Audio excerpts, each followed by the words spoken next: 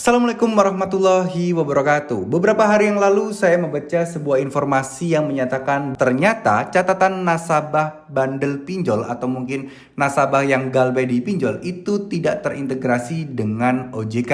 Yang mana adalah slik OJK tidak otomatis terintegrasi dengan data mungkin nasabah-nasabah atau debitur yang galbe di aplikasi pinjol tersebut ya. Nah, ini dilansir dari CNBC Indonesia bahwa catatan nasabah-nasabah yang galbe ini tidak langsung otomatis tersinkron kepada slik OJK. Makanya nggak heran kan jika ada beberapa aplikasi pinjaman online yang bandel, yang macet, itu masuk ke slik OJK kita. Jadi ada beberapa pertanyaan kemarin di channel ini, Bang, saya sudah telat galbe di pinjol A, kenapa kok nggak ada di slik OJK saya? Apakah pinjol ini tidak masuk ke slik OJK? Ini terjawab dengan berita ini ya teman-teman, karena tidak ada integrasi secara otomatis, maka semua laporan yang masuk ke slik OJK itu berdasarkan pelaporan. Dimana kalau memang pinjol tersebut masih belum melapor atau tidak melapor, itu artinya bahwa pinjol tersebut memang masih belum melaporkan ke slik OJK kalian. Tapi dengan catatan, pinjol itu juga harus bekerja sama dengan sebuah bank, baik bank biasa ataupun bank digital. Jadi ada beberapa pinjol yang mungkin dulu itu dirasa kalau misalnya kita galbe 2 tahun pun di slik OJK nggak bakal ada. Namun akhir-akhir ini mulai ada. Nah, ini merupakan jawaban bahwa mulai banyak aplikasi pinjaman online yang bekerja sama dengan bank.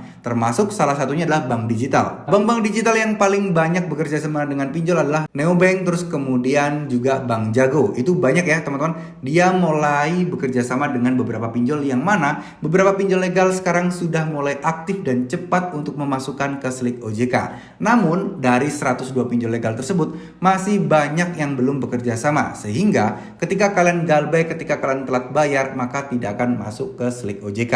Nah, apakah pinjol yang tidak masuk ke slik OJK dan apakah karena data yang tidak terintegrasi dengan slik OJK, maka kita bisa dengan bebas gagal bayar, bisa dengan bebas tidak membayar hutang tersebut? Jawabannya tidak juga. Karena apa? Karena ya siapa tahu ya tiba-tiba bekerja sama, karena kan ini tinggal menunggu momentum aja, tinggal menunggu mereka lapor atau tidak aja ke slik OJK, tinggal mereka bekerja sama apa enggak di bank ya, yang mungkin sebagai pihak ketiga untuk bekerja sama dengan pinjol tersebut untuk melaporkan ke slik OJK. Jadi tidak ada yang 100% aman untuk galbek, tapi ya itu tadi, resiko terberatnya memang ke slik OJK aja. Ada salahnya kalau misalnya kalian memang belum ada uang, jadi bukan berarti kalian tidak mau bayar ya, tapi lebih kepada kondisi kalian yang memang tidak memungkinkan untuk bayar hutangnya. Nggak apa-apa, kalian galbe aja dulu, tapi kalian inisiatif, kalian usahakan sisihkan uang kalian untuk ditabung, untuk dicicil pelan-pelan utang kalian ya. Dari itikat baik kalian untuk membayar hutang kalian ini dengan menabung,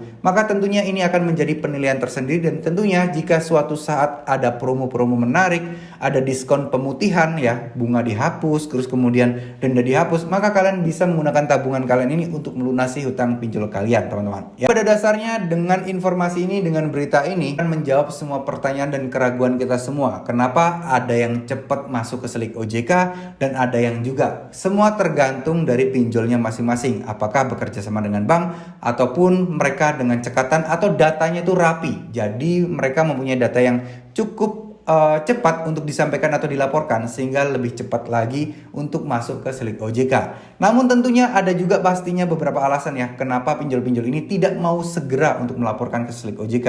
Yang mana kalau memang sudah dilaporkan slik OJK, pastinya kan OJK jadi tahu nih nasabahnya siapa yang lagi sedang galbay. Nah, OJK jadi bisa mengawasi dan mungkin akan kesulitan untuk disi-disi pinjol ini untuk menagih-nagih kepada nasabah-nasabah atau debitur yang galbay ini dengan cara-cara yang mungkin melanggar aturan. Kenapa? Karena datanya sudah masuk ke slik dan OJK sudah mengantongi data-data tersebut. Maka jika ada kejadian-kejadian yang mungkin kurang berkenan dan nasabah ini bisa melapor ke OJK, maka prosesnya akan jauh lebih cepat dibandingkan pinjol itu masih belum melaporkan data kalian. Sesimpel itu konsepnya. Jadi kita nggak usah khawatir, nggak usah pentingin masalah slik dan lain sebagainya. Kalian tinggal fokus aja untuk mengumpulkan uangnya, fokus aja untuk mencari uang agar bisa terbebas dan terlepas dari jeratan hutang pinjol ini. Kalau hutang kalian lunas, maka insya Allah semua slik OJK dan semuanya pasti bakal normal kembali teman-teman ya. Semoga video ini bisa bermanfaat. Terima kasih. Mohon maaf jika ada salah kata. Wassalamualaikum warahmatullahi wabarakatuh.